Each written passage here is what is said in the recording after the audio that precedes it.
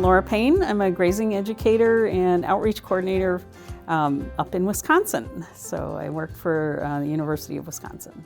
So I think some of the best strategies we have are based in the idea that every day that your animals can graze and feed themselves and spread their own manure is going to save you money, save wear and tear on your equipment, and actually keep the animals healthier.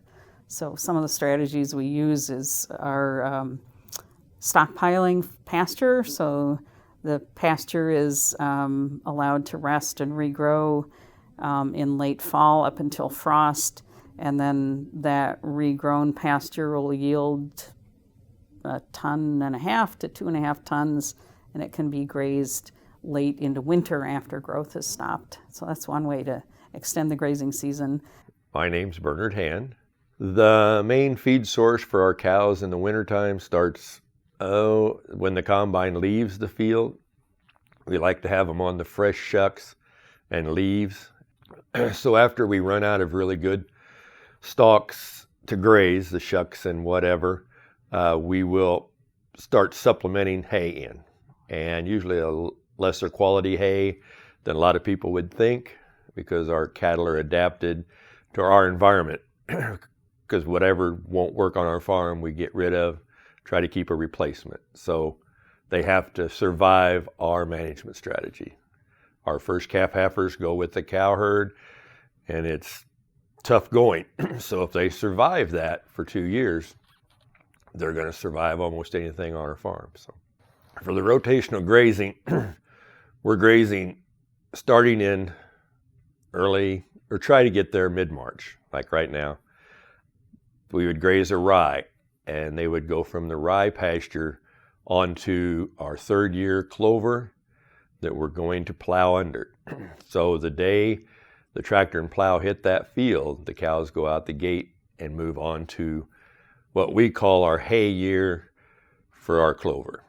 Most people would bale hay off of that twice and then let it go for seed. The stubble clover will be grazed, and a lot of times it'll have a grass in it, foxtail. So weeds are weeds to some people, but they're beneficial plants to others. That kind of repeats the cycle then. They come off the stubble clover about the time they can go to the stalk field. If you've got a good stand, using strip grazing to get the most out of that feed.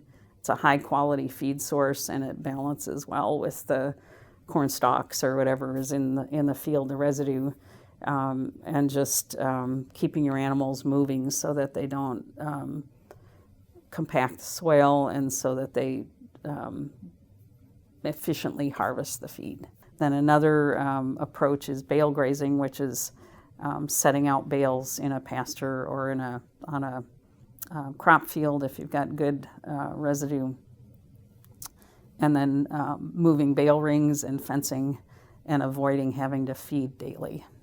Winter grazing is kind of by definition challenging because it's winter and we don't have grass growth. So there are a bunch of different challenges. One is if you've got stockpiled pasture and you've got snow and ice, your animals aren't necessarily going to be able to paw through and find the feed.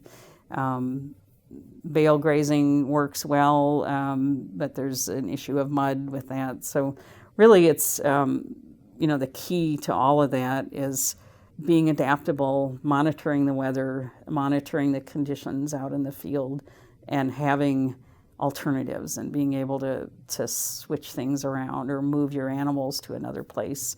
Kind of emphasizing the management piece of management-intensive grazing, that you're monitoring this whole system and able to adapt when you need to. Every year is different. Every month's different. Every day is practically different when you're doing rotational grazing. You do it observationally, and then also think what you need to be doing for next month. What's our water system look like through the winter months and cold weather? Well, there's 2 different things.